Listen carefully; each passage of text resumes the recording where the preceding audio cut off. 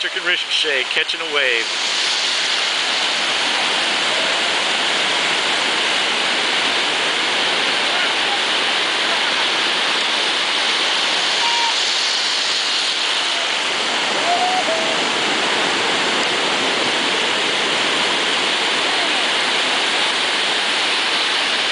His mom Jennifer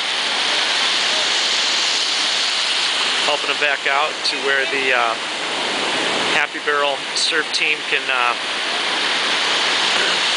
help get him back out to the waves. There's some decent sized waves coming in here today. 3 to 4 footers. There goes one right through here.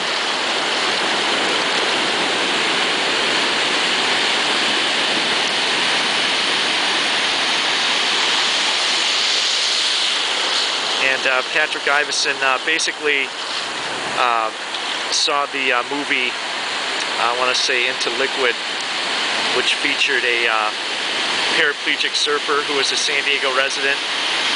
Told his mom he wanted to go surfing, and Patrick right now is 15, but he's been surfing since he was about 8 years old. And he hasn't let the fact that he's quadriplegic, has quadriplegic injuries, he had never let that slow him down.